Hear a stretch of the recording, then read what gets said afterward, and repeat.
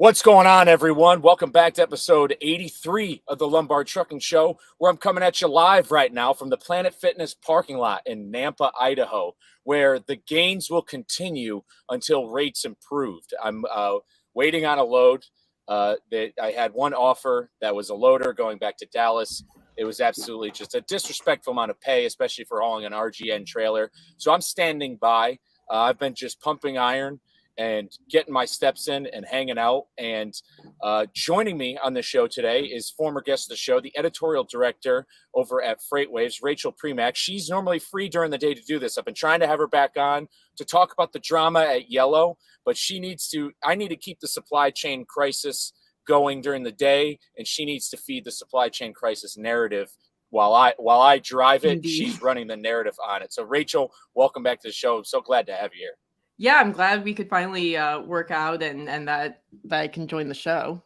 Yeah, there's a lot going on with Yellow. And for those of you who aren't like too familiar with the logistics industry, Yellow, also known as YRC, is a large, less than truckload freight carrier, or LTL, and they're over 100 years old. And what's funny is they call themselves Yellow, but they actually have orange, and so that's why I got the proper hat for it. But Rachel, if you want to sum up, so who is Yellow? If you want to give them a description, how much do you know about them?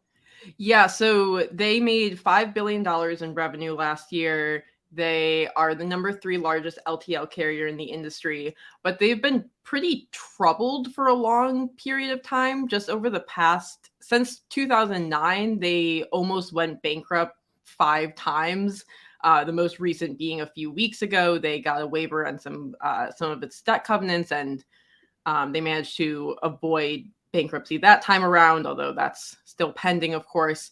So yeah, they're just a large trucking carrier in the LTL space, very old, very renowned, and they have something that's kind of unusual about them is that they basically acquired all of these regional LTL carriers in the early 2000s. That includes Holland Freight in the Midwest, Redaway in the Northwest, and New Penn in the Northeast. So until recently, all of those brands kind of operated independently of Yellow, but several years ago, Yellow decided to launch this, quote, One Yellow initiative to try to integrate all of these brands together. And that's kind of why we're seeing some of these issues and tensions right now between Yellow and Teamsters. Okay, now I'm curious because the last time you were on the show, we had talked about deregulation, essentially the ramifications of it. How was Yellow and these companies that they've acquired, how did they survive? Did they survive off of a customer base? Because I know that Craig Fuller over at Freightwaves has been talking about how he kind of pushes this narrative how unions are dead or don't work in the trucking industry anymore, or they're on their deathbed. So how did Yellow survive after 1980? Yeah, it's definitely interesting. So LTL is more likely to be unionized than full truckload. LTL is also, a much smaller chunk of the trucking industry, so that's why you don't hear too much about trucking unions nowadays outside of, the LTL industry. So how Yellow survived, I mean, it is definitely commendable in some ways that we still do have Yellow and other unionized LTL carriers when you've got, Saia and Old Dominion and all these other, attractive competitors. The thing with LTL, and I think the reason why unions have survived in LTL so long, is that LTL is really hard to break into. You have to build these, really intricate, complex, dense networks with LTL.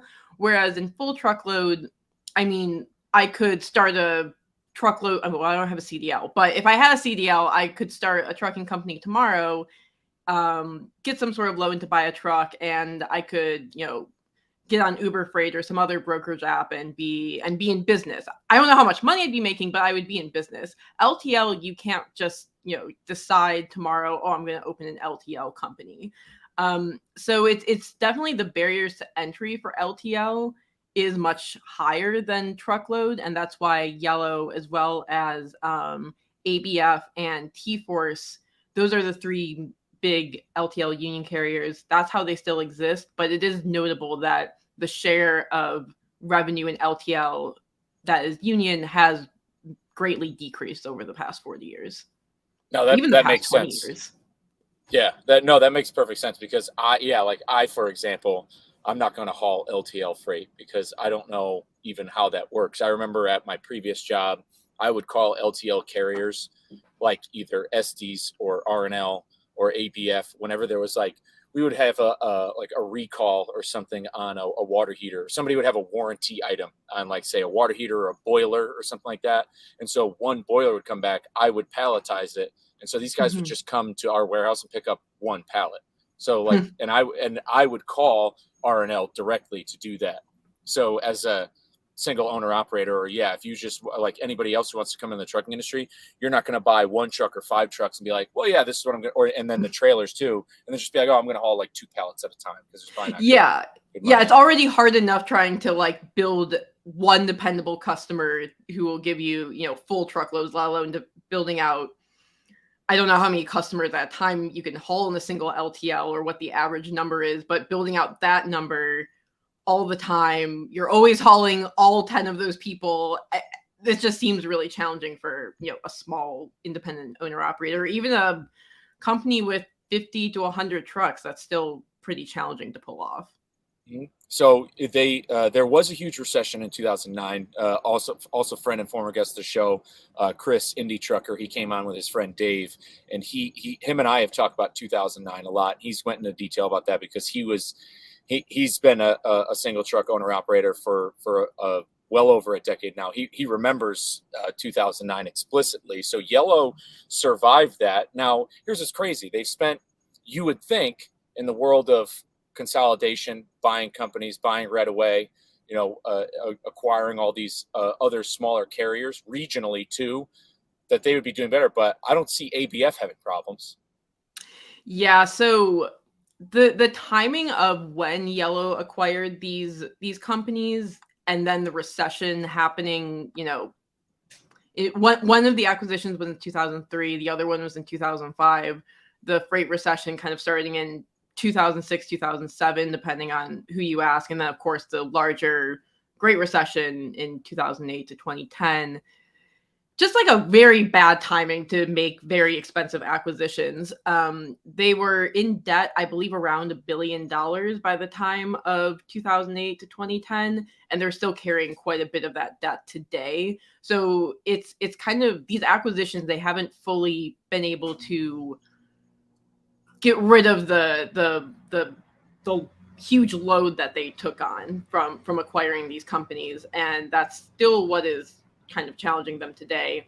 What drivers at some of those small regional brands would say is, look, we're actually the ones who have really good customer relations. We're the ones who are making a lot of money. If you look at the operating ratio of YRC Freight versus the regional companies, back prior to 2016, their earnings report, they actually broke out how their regional LTL carriers were doing versus their national YRC or Yellow brand was doing.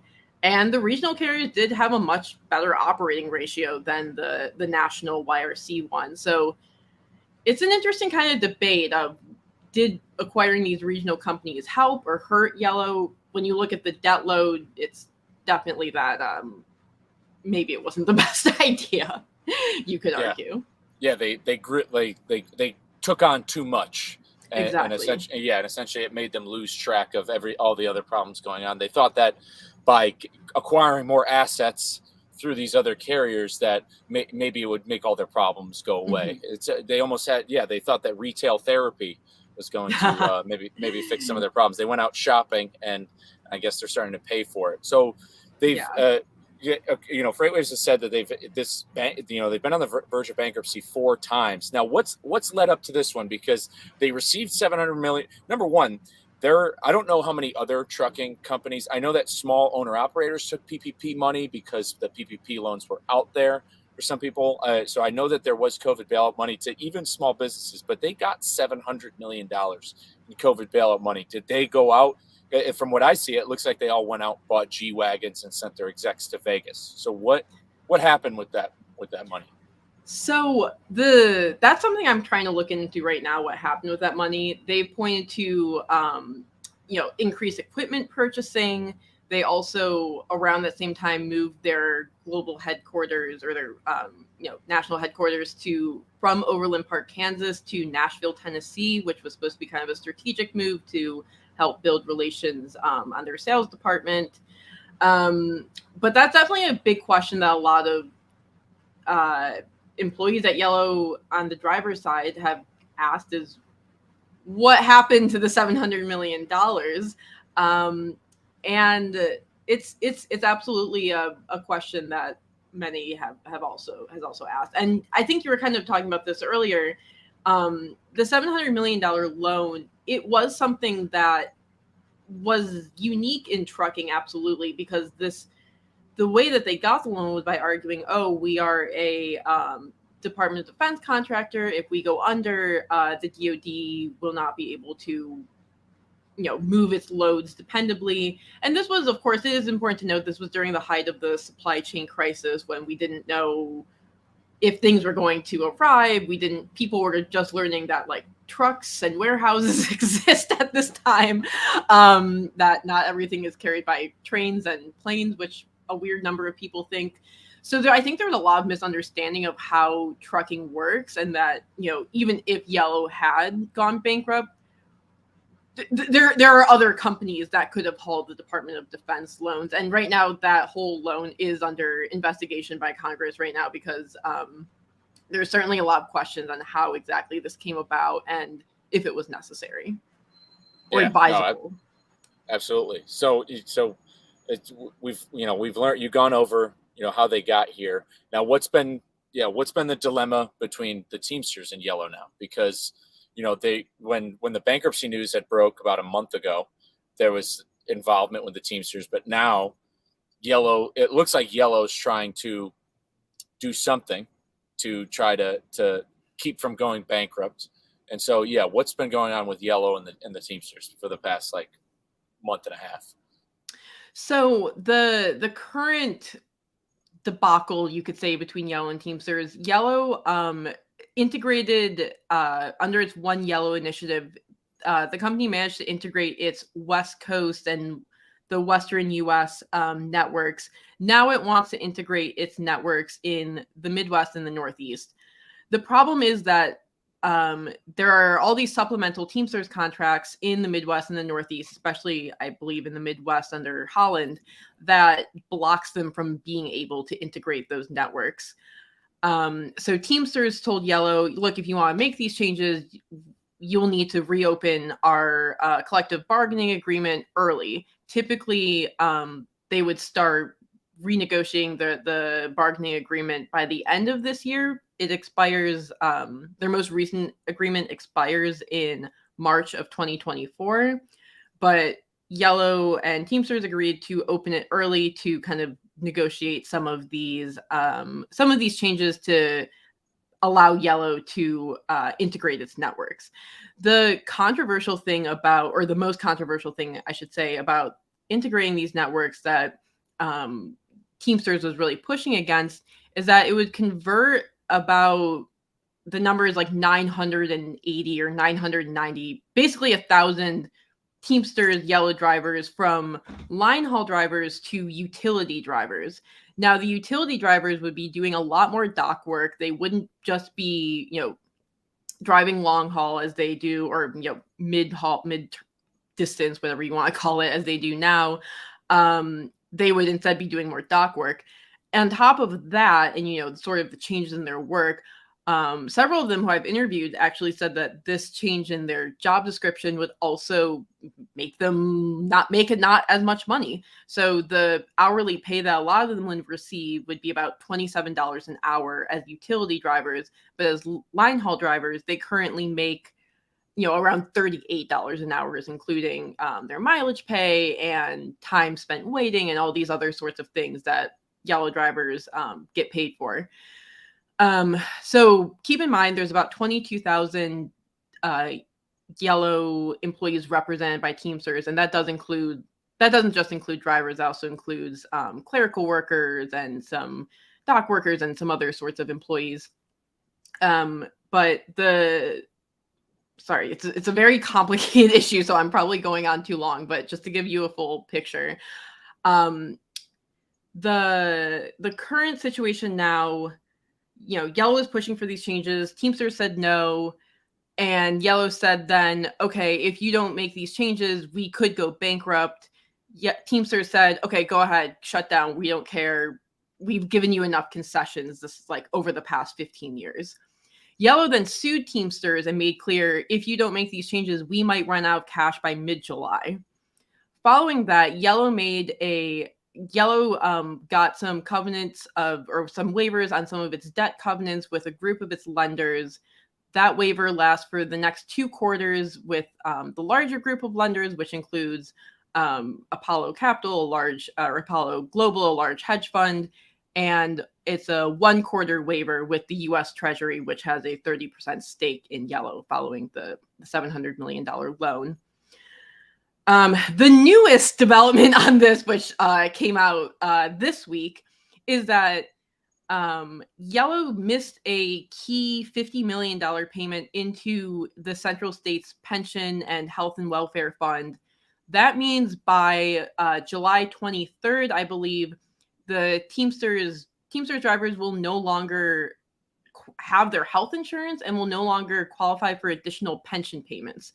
In addition to that, as a result of Yellow not making that payment, Teamsters Yellow drivers can strike by July 24th, which is Monday. Teamsters has given, yes, Dominic, you are correct. The U.S. Treasury does have a 30% stake in Yellow. Where was I? Lost my train of thought. Yellow says, "Oh no, we just wanted some time to make this payment. We're gonna pay it. We just need like a little bit of time to make the payment." Yeah, sounds like somebody who bets on sports. Yeah, I got it next week. I got you next week. It's a big mess. It's a big mess. But the bottom line is that Yellow does have some waivers on its debts agreements. But at this point, they owe $50 million to Teamsters. They're going to have to owe another $50 million eventually to pay off July. And according to a recent federal financial filing, they have about $100 million in cash. A lot of shippers at this point are pulling out from Teamsters because they don't want to use are pulling out from Yellow because they don't want to use Yellow because they're scared that their freight is going to be stranded, especially given a potential strike on Monday. So that will further, draw down Yellow's cash reserves. So it's a very challenging spiral, I would say. And that is my long monologue on what's going on right now. No, that it's a huge 1-2 punch. It's crazy. I was just talking to a friend of mine from back in Connecticut. He had just messaged me back because I put on my story a picture of a yellow truck, and I linked my podcast I recorded the other night, and it said dead man walking, and he responded to me, and he was saying, he goes, I've told all my customers to stop using yellow to just be in case. So I mean, like this is all over the country, like small logistics companies everywhere is starting to slowly pull that out. But talk about to recap, talk about a 1-2 punch. So what's crazy is what a lot of people don't know, and for the non-driver listeners out there or non-logistics industry, like for the most part, if you work in dry freight, it's considered no-touch freight. So like whenever I was bumping docks as a dry van driver, and same things with these, you're not touching the freight. A lot of that has to do with counting and liability and stuff like that. And it also doesn't fall under your job description. Now doing flatbed, that's something I do. These LTL carriers don't really deal with that. But the thing is with the union, at least within Yellow, the fact of the matter is, so Yellow essentially wanted to consolidate because they needed to do something to save money because they were clearly hemorrhaging money somewhere. So they're like, okay, we need to regionalize, or we need to consolidate.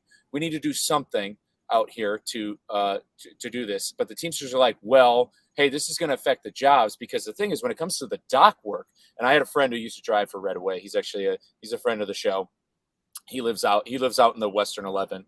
When you start out with one of those jobs, you don't start driving. Like you start driving more as you get seniority. So like as you get seniority, you do less dock work. So essentially, like, and this is what's been, and similar actually happens with police. This happened with the police in Austin, Texas. They had lost some funding, and so some of these police officers who were tenured, they had to go back to doing they had these specialized positions, whether it was boat patrol or this or horse, like that. So Austin police eventually, after doing so many years as a patrol officer, you can go and do other cool parts of being a cop, I guess. I've always wondered how you get the boat patrol or the horse patrol jobs. I was literally just talking about this with someone recently. Yeah, it's time, and obviously, are you, how good of a police officer you are. So same thing, because the police are union as well. So eventually, you get tenure to get those jobs. And essentially, what Yellow was doing is we have to consolidate. But then all the Teamsters were saying is, hey, we got to do something, because if you're going to send these. If you're going to tell me, because how are the Teamsters supposed to go to a 15-year, union member? Hey, buddy, you got to go back to the docks, and you're going to be doing this work. And by the way, and you got to tell this guy in Vegas, where it's now 120 degrees, hey, you're going to be going back to doing the docks. So it's just and so Yellow didn't want to concede to that. They're like, well, we're going to run out of money, and the Teamsters are like, go ahead. And then on top of that, Yellow is basically tried to backdoor, not make pension and healthcare payments, and it's coming back to bite him. So it seems like bad management on Yellow's end. Where I'm curious is with because I remember reading the headline, why are the Teamsters in the position to let 22,000 jobs go? So Would they find work for them? Like, are they just willing to just abandon them, or what do you think? So this is definitely one of the more controversial and interesting sides of this whole, or at least that I find this definitely the most interesting and unusual part of this. So one reason why, some folks in the industry, bankers and analysts and whatnot, think that it's more likely this time around that Yellow could finally go bankrupt is because they no longer have that Teamsters support. So over the last 30 or 40 years, generally unions have tried to give concessions, try to work with the companies, because they think, okay, well, union power is generally declining. We should be happy that we have any union sort of position right now. Let's work with the companies to make sure we can keep them propped up and that they don't, fold. So that was the way of thinking until pretty recently. Now we're seeing the new Teamsters general president, Sean O'Brien. He has taken what he publicly says is a militant approach, especially when it comes to UPS negotiations that we're seeing right now. And we're also seeing that in my native stomping grounds of Detroit. The UAW president, Sean Fain, has also kind of taken on the same sort of direction, which is, we're not going to be giving concessions anymore to these large corporations. If they want union labor, they're going to have to pay for it. And there was a really interesting union lawyer who I spoke to for the story that you mentioned a week or two ago. His argument was, if you're going to open a trucking company, you could probably save money by not having brake pads. Like, you could save a lot of money by not having brake pads, but we would never say, oh yeah, like, go ahead, operate without brake pads. That's a great way for this company to operate, because that's bad for safety. It's just not the proper way to run a company. His argument is that union labor should be seen the same way. If you can't afford to give humane, well-paying jobs to Teamsters employees, you shouldn't be in the trucking industry. You shouldn't be in the whatever industry that you're in. And it's interesting because we don't know yet how this take is going to work. If it ends up with Yellow going bankrupt and these 22,000 union jobs vanishing, that's certainly, a black mark on this sort of approach. But the other interesting side of this is that what's going on with UPS, that certainly has captured the public a lot more. I mean, even yesterday, I tweeted something about UPS pilots, and it got like 20,000 likes and a bunch of retweets and all this stuff. And I was like, whoa, wait, what? And then, people are really into the UPS thing, but they're not really following the Yellow side of things. I know this is not logistics isn't sexy, man. You talk about UPS, you talk about getting that online order. People are like, oh no, but you talk about Yellow Freight. It's like, what's that? I've never heard of that. And it's like, well, it's all interconnected, but so it's an interesting gamble because it does seem that Teamsters will likely be successful with pushing UPS because UPS just has been so profitable, has so much money. But Yellow, as we've been discussing, is in a really challenging economic state, and it could be the case that pushing them is not something that could result in a win for Teamsters or its employees or its members, I should say. The Teamsters essentially they have the resources to probably save and lobby for one. They have the Teamsters probably have a lot in where if the Teamsters really wanted to, they could probably solve everything with Yellow. But I think that but if they do that, then there could be an issue with UPS that they don't want to happen because they'd rather UPS. I think the Teamsters would rather UPS continue to work because of how much money UPS makes, as opposed to Yellow, which, although it would be disruptive and would cause issues, eventually the gap in Yellow's market would be overtaken by other players. And I personally still think the Teamsters those 22,000 drivers, I think they're going to try to get them to ABF and the other organizations and I know that Craig Fuller and Rooster, who used to, was over at Freightwaves, were talking about how Facebook pages are like saturated now with drivers looking at non-union work. These union drivers are not going to like what they see outside of the LTL world when it comes to the employment out here, because it's going to require them to go over the road. And if they want a certain level of pay, and they're going to realize that their paycheck is going to be cut in half, especially if they want health care.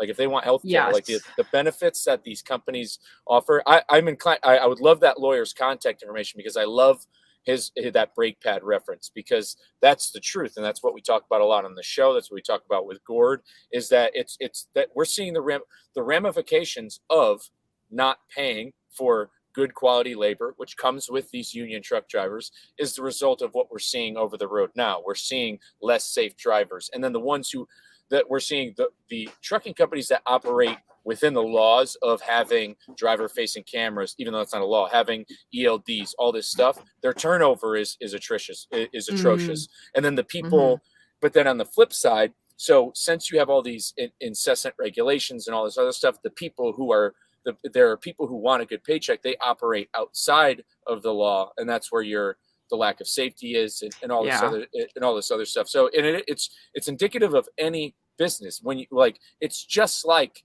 I used to work at a plumbing and heating wholesaler, and we would have people come in all the time, and other plumbers and HVAC guys come in. Oh yeah, they'd be going to so many jobs where they're reinstalling somebody's air conditioning unit, something HVAC or plumbing related. They're like, oh yeah, I'm going to help out a friend because they used this plumber they found on Facebook who would do it for this price. This is like when you pay cheap, you get cheap.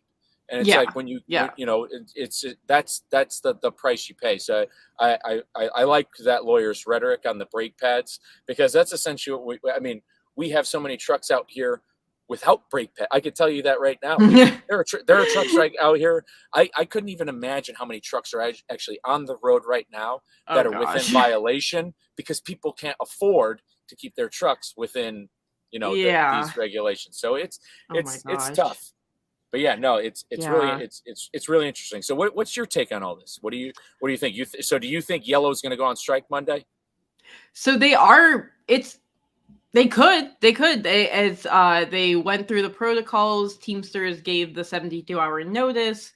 It's completely within the rights of the contract for them to go on strike. I mean, it's something that but on the other hand, when I've talked to Yellow drivers for various stories over the past few weeks, it's interesting, and this is something that Justin Martin has actually talked a little bit about, especially with the rail workers, is that I think on one hand you think that there's this what Justin has talked about, and as a former union member as well, he sort of said, there's sort of this perspective that union members are all like extremely like far left communist, like super whatever, like they're like let's burn down the like Wall Street. I don't know. It's like there's sort of this perspective. People think that it's like the French Revolution, and they're all these people storming the Bastille, and they think that they're all these Jacobin terrorists or something. Yeah, exactly, which isn't true. Yeah, and I've definitely, when Justin said that definitely made me think. And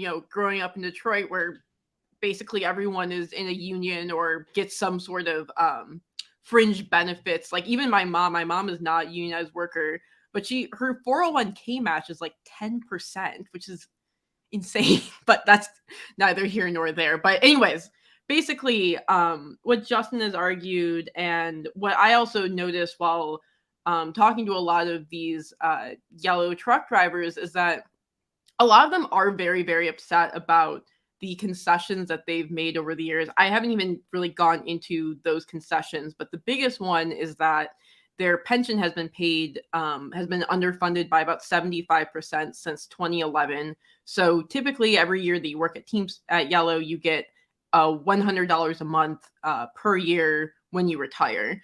Now you have to work 4 years to get that $100 a month. So there's people who thought, oh, I'm going to retire, in my late 50s, early 60s, which, some people might think retiring in your 50s is very luxurious, but, keeping in mind that these are jobs where you're working 60, 70 hours a week, presumably you'd want to, enjoy your life and retire, maybe on the early side. Yeah. And they're doing these jobs for 30 years. And like I talk about a lot, some of these people don't take the best care of themselves. They don't have to. Yeah. So it's just, they've broken their backs doing it.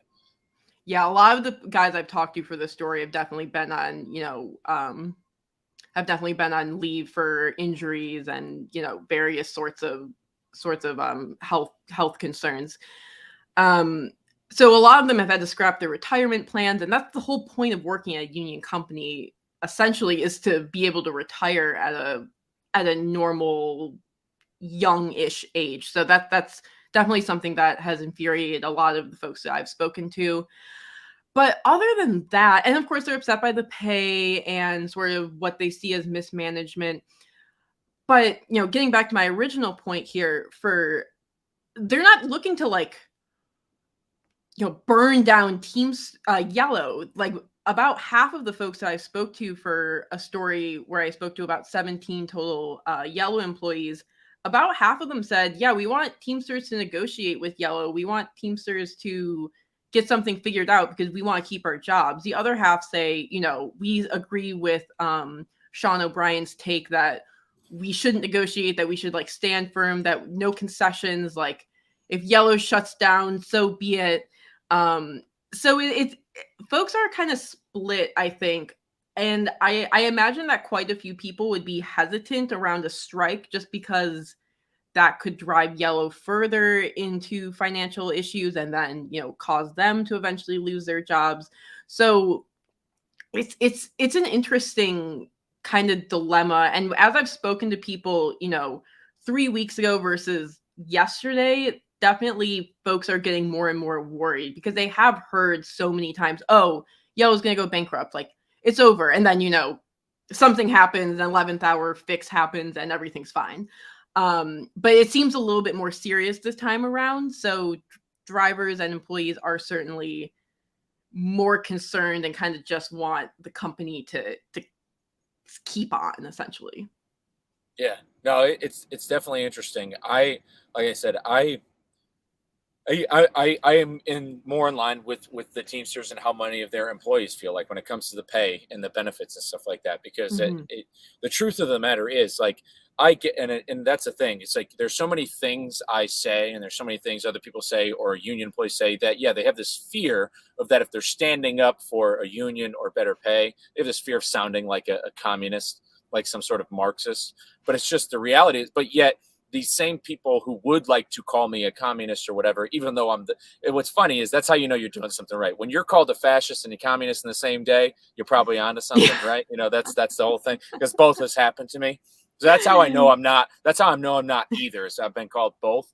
But like, I have as well, honestly. Yeah. Like, Yeah. I've been claimed I'm like part of the alt-right, but then also part of like the far left. And it's like, which is it? Like, Yeah. pick which one it is. Pick which one I am, please. But the reality is, there's so many people, especially a lot of conservatives, who always seem to long for these days. And everybody always says, "Oh, I was raised. My father worked, my mom was at home." Like people Yeah. long for this. They long for this idea of a strong middle class where you can own a home in your 20s and raise a family of 4 and stuff like that. And it's just like, well, they did that because the wages and benefits were good for one person. And people have their speculations on, did more women entering the labor force drive down wages?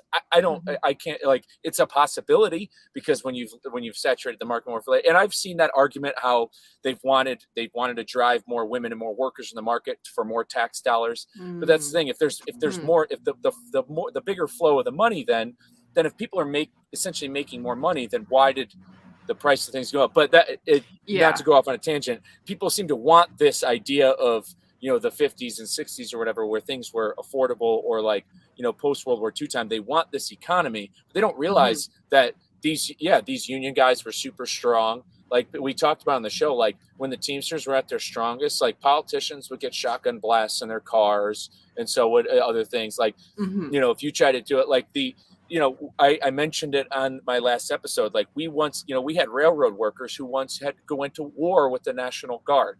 Like this is the reason why people have weekends off at jobs. This is the reason why you even have employee-sponsored healthcare, even if you're a non-union employee. You're not in a union.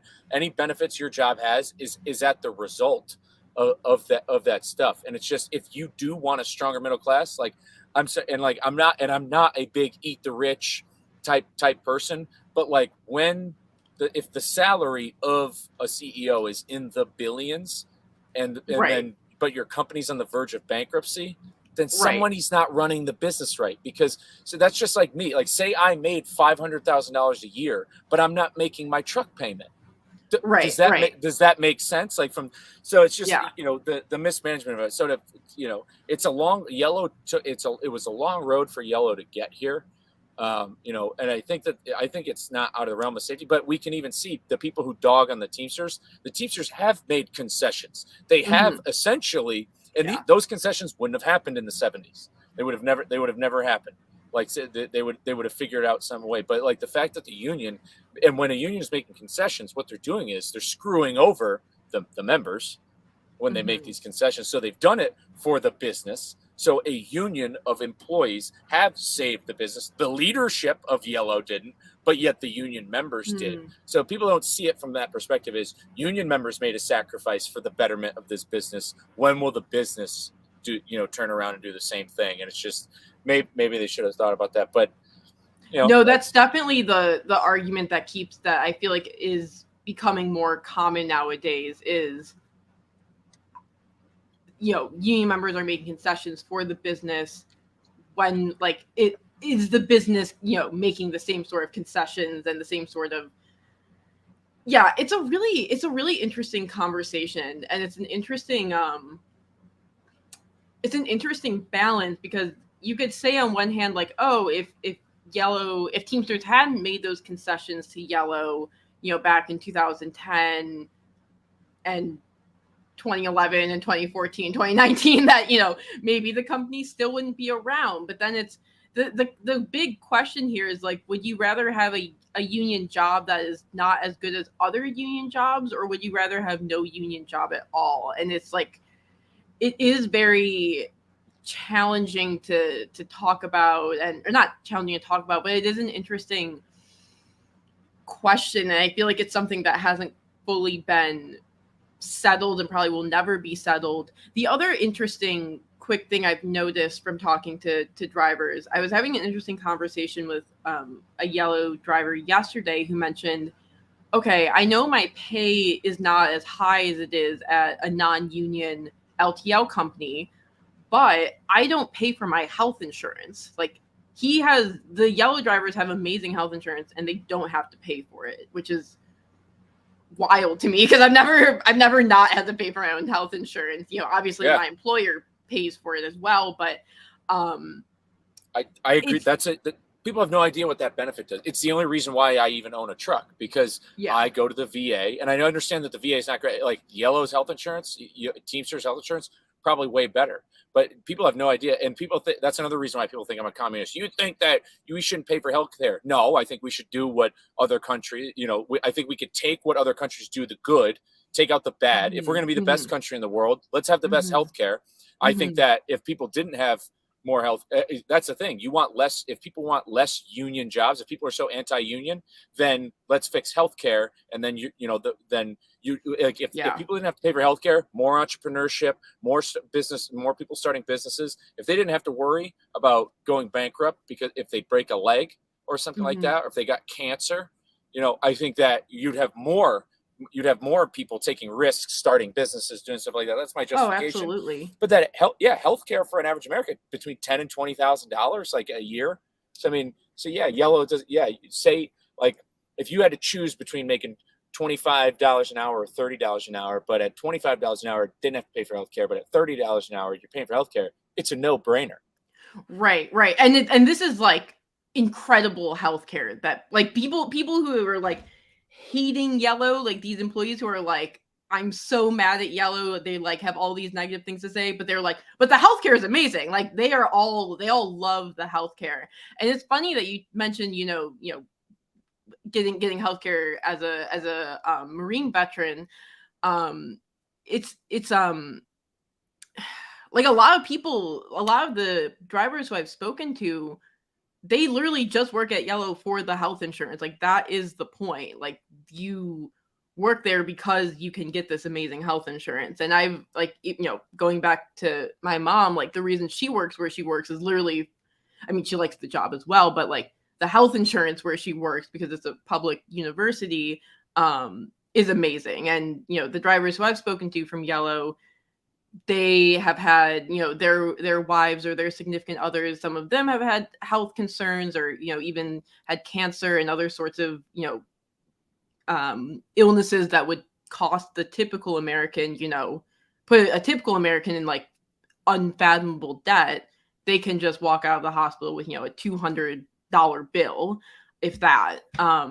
So I think that's something that can't be understated, as we've been discussing, and we're not understating it because we're discussing it at great length. Yeah, and as a country, but chronic disease is going up. Obesity rates are up. All this, there's all these different things. So healthcare is a massive cost on any average American. That's always gone up. So that incentive, like healthcare, is the biggest incentive, like in the American workforce. It's honestly, and I don't want to offend any police officers listening, but I mean, you can't lie. Becoming a police officer comes with it very good. If police officers did not have the benefits they had, how would their recruitment look?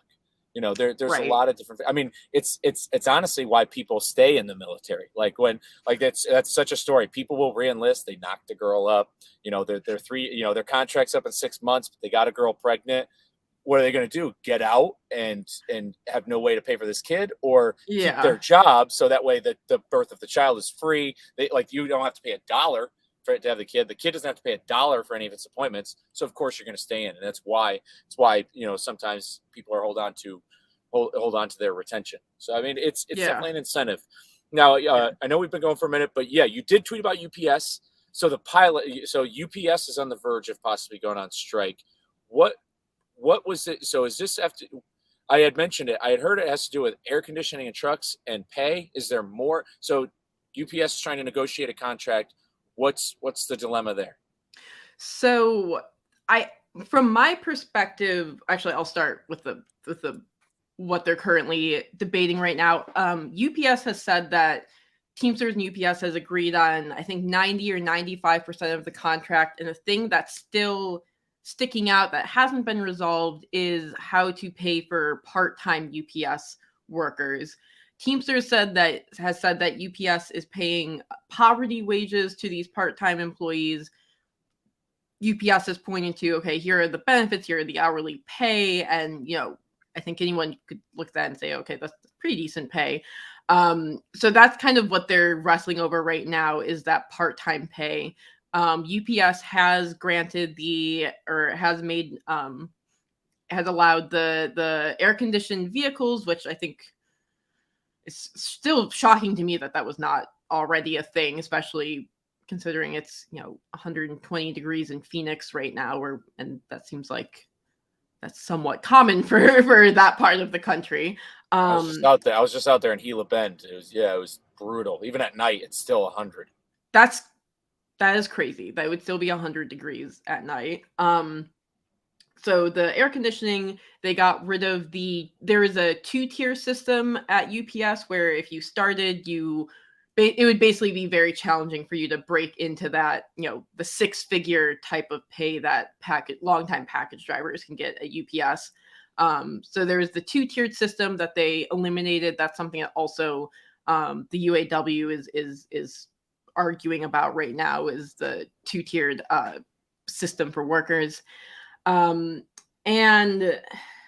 my perspective, and this is shared by, this isn't something I came up with, but rather something that a lot of people who study UPS very closely and Teamsters very closely have pointed to, is that this is almost kind of like I want to say a PR moment, but it's definitely a moment for the Teamsters to kind of rebrand itself as like, look, like we can really deliver big wins for workers if you organize with us. So the idea behind Teamsters really fighting for UPS workers is that it's supposed to be sending a message to Amazon employees to say, look, you can organize and you can make a lot more money and you can have better benefits and a better working condition and so on and so forth. And UPS is a good target, let's say, for Teamsters because it has a lot of money. It made a lot in profit during COVID, and they can certainly afford to make these offer these sort of benefits to its employees. Unlike Yellow, which does not have quite the same sort of cash reserves and has not been as profitable and as successful as UPS.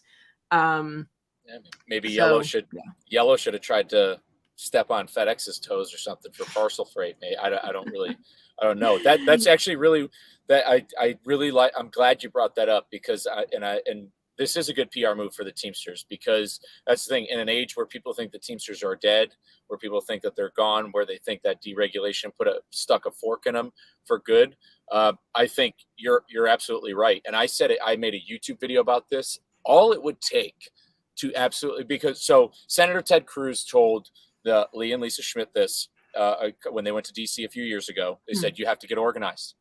Like that's it. So no matter what your political beliefs are, if you come to the government or if you come to anyone with a problem, you need to get organized because if it's just you, then what merit does that have? You're just one guy with an opinion.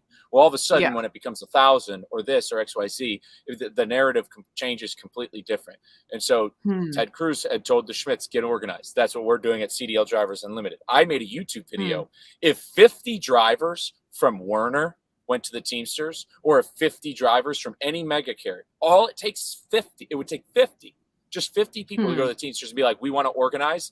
It would be national news and it would shake up the industry. But because they keep the turnover so high, it doesn't happen. Because this happened in San Diego at Home Depot. I think like 20 or 30 drivers for Home Depot in San Diego contacted the Teamsters and unionized.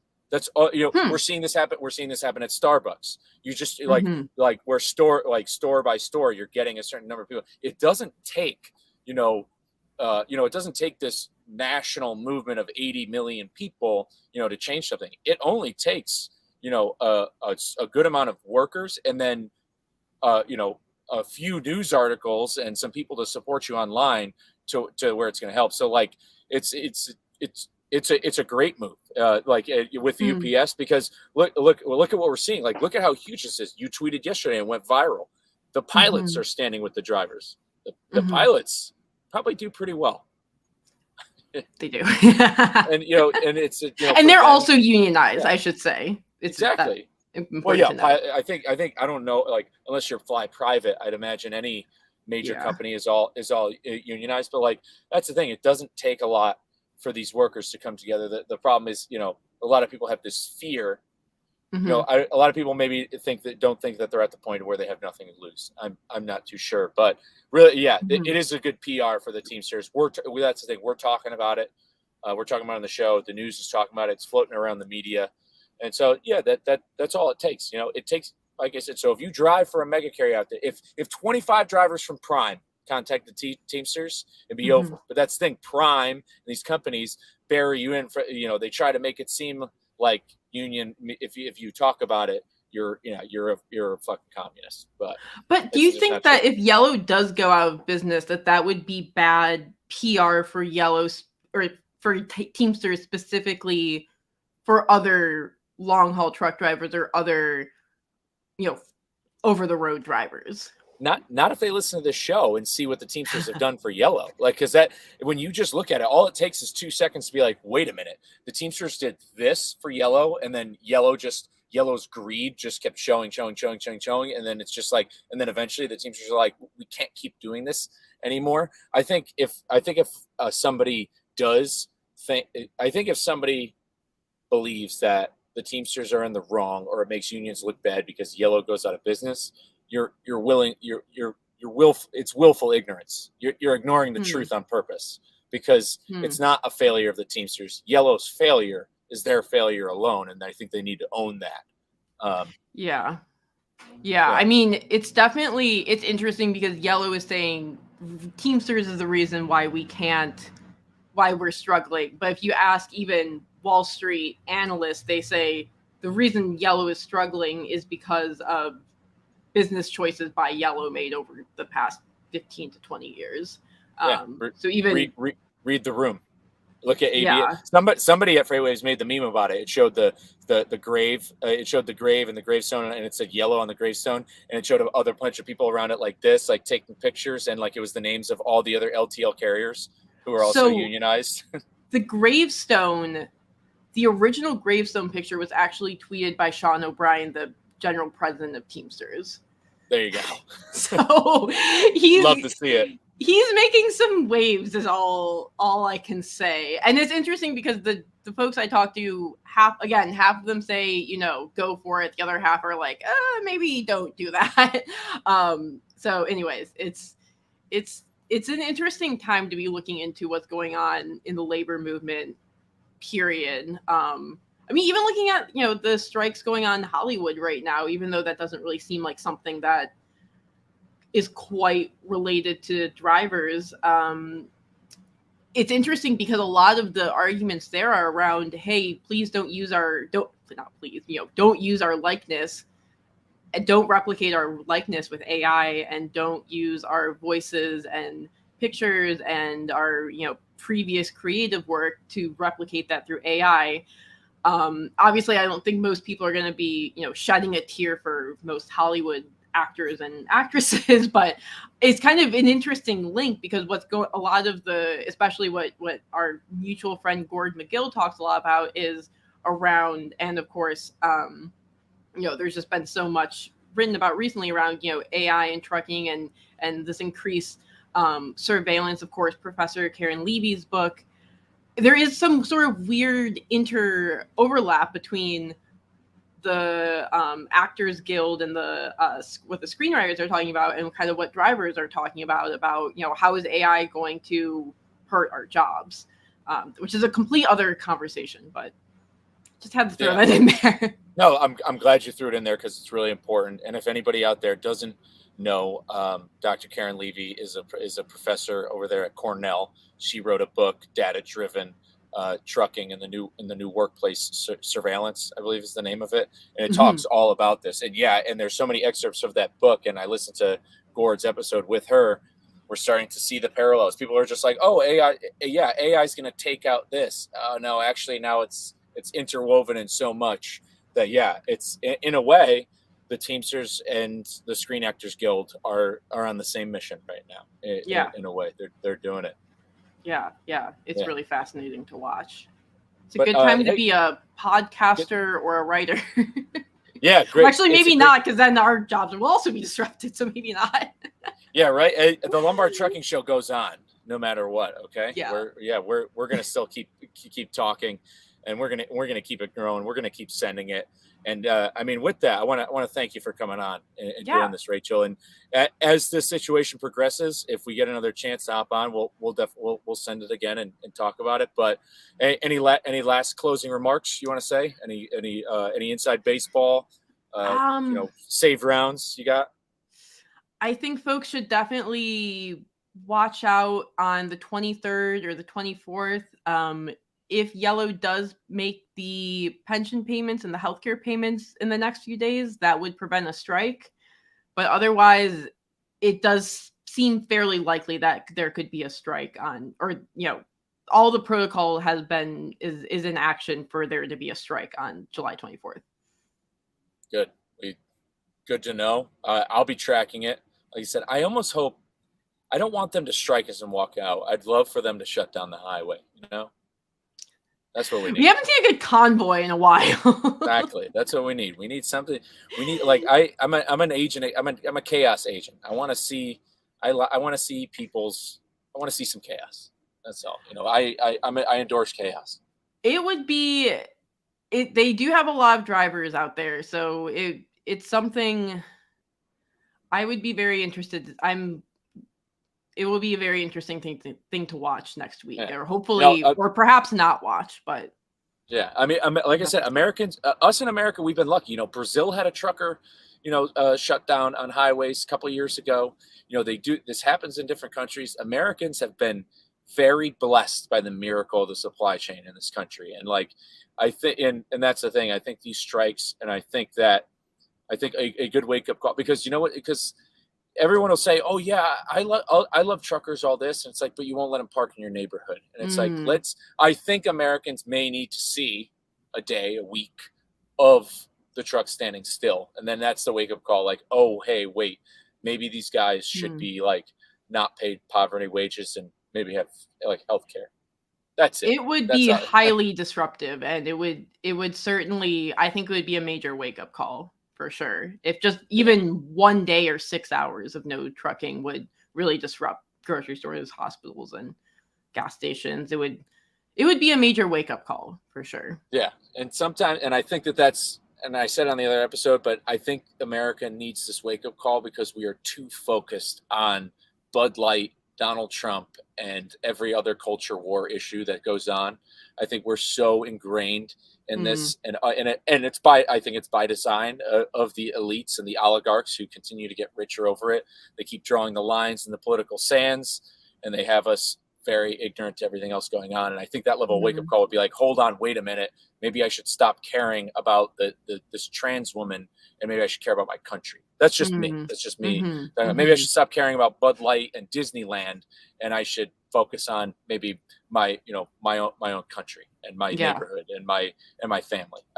But that's just me. Neither here nor there. Like I said, I could go on forever about this. I can rant and rave. I do it before I do it constantly. No, I appreciate you coming on. We'll get you back on here. We've got the supply chain crisis as a narrative, and we're keeping it rolling. Oh yeah, definitely. Well, thanks so much for having me on. Yeah, absolutely. Take care out there. Be safe. Cool. You too. All right. Bye. Bye now. All right, guys, that'll do it for episode 83 of the Lombard Trucking Show. Thank you once again for listening. Love coming on here, doing a little bit of a live recording, stirring it up. Love some great conversation with Rachel. If you don't already follow her, make sure to go find her on Twitter, LinkedIn, anywhere. Go follow the Freightwaves account. She's the editorial director over there. And with that, guys, we're back to the bench.